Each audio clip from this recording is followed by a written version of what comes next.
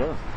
Just your thoughts on this debate over the mosque in New York City. Should this be there? Well, first of all, I fully understand the emotion attached to this. I had a colleague of mine, his name was Fred Marone, who died on September 11th. He was the chief of the Port Authority Police. I'll bet you could probably talk to almost anyone, anywhere in New York State, and somebody knows somebody. So the emotion behind this, I fully understand and do get a sense how people feel about this. I think the best, on one hand, with the emotion, with the way people feel, I think one of the best outcomes would be if those who are looking to build it, perhaps out of respect, would choose to build it somewhere else so as not to take away from some of the emotion and feelings that especially families have of those who perished. But I think we have to separate that from, I'll go back to my last career.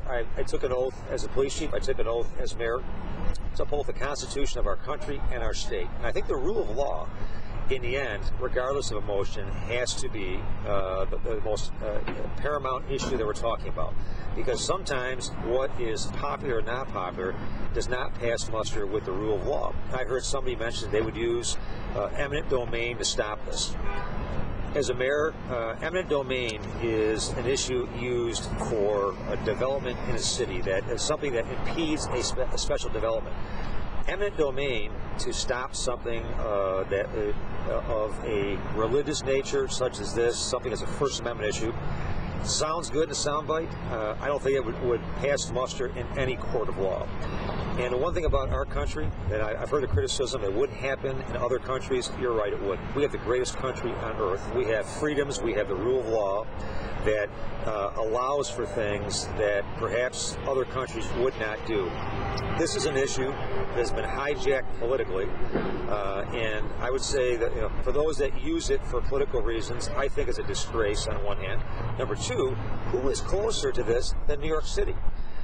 Why would I, as a mayor in Rochester, in any way, try to controvert what Mayor Bloomberg, what the New York City Council, what their landmark board or council is looking at?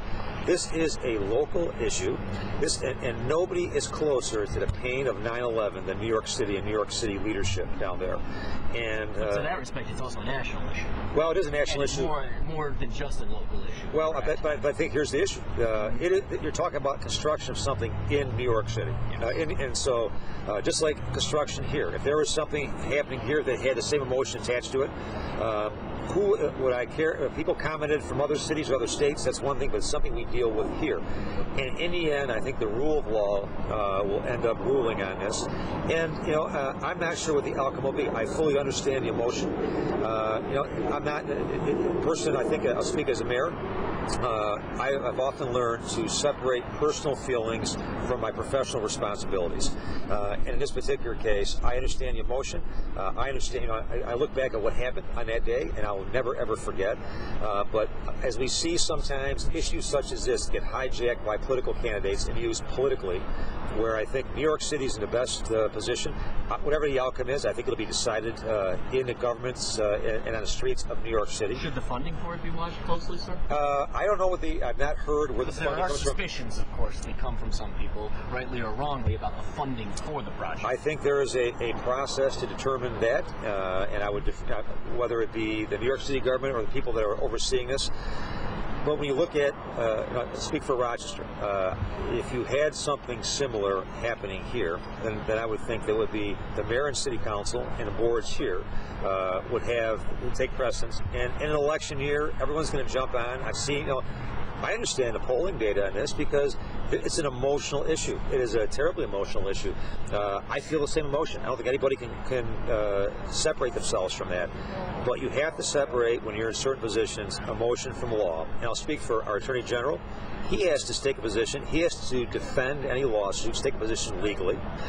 Like our law department, no different. That sometimes you like something or don't like it, but the bottom line is you have to follow the rule of law. And I think we'll see where this goes. As I said earlier, with the controversy attached to it, I think the best resolution would be those who are going to build it may say, you know what, out of respect for and memories of those who lost their lives, we'll make a different decision.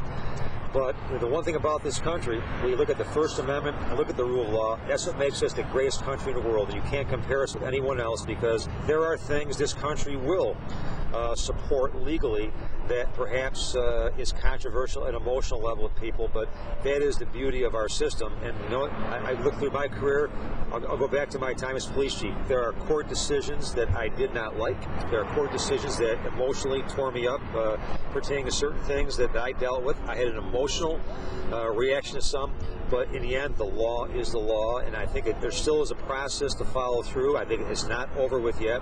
Perhaps if the politicians would step aside and not looking at just trying to get a soundbite, let the government in New York City, let the people of New York City, let the boards, commissions, and city council and the mayor end up making the best decision for New York City.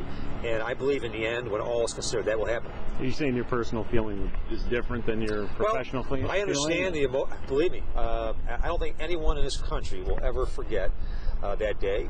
I consider myself to be a patriot like everyone else does. I love this country. I respect this country. As I said, I have a colleague of mine, a 63-year-old grandfather, who I ran with a few months before, was in a class with the FBI National Executive Institute, a classmate of mine, a wonderful man, who perished in that. He didn't have to. He left his command post, went into the towers, and died.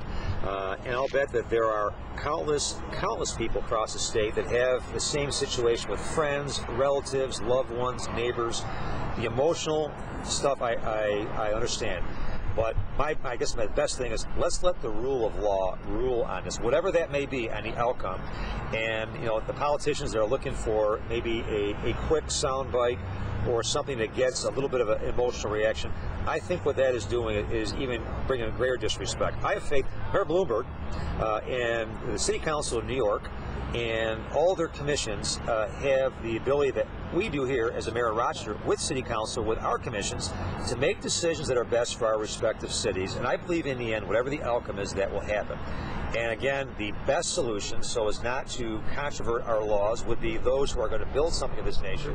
If I were to build something that had a terrible gut emotional reaction to people, I would take a step back and perhaps out of respect look at my own my plans and say, could we do something different here to help? And maybe in the end find a win-win, a compromise. But you saying that's what they should do? Well, I think that could be. I would put myself in that position. But here's the thing. You know, New York State and this country, the freedom of religion, the freedoms that we have, are something that you cannot controvert. And I'll close by saying this. I know what happened on September 11th, but you know what? I've seen stereotyping in my life about religions and people based on what you look like, what your ethnicity is, what your religion is, what your profession is, that is totally unfair. And to paint everyone with a broad brush, I have to see some facts before I would do that.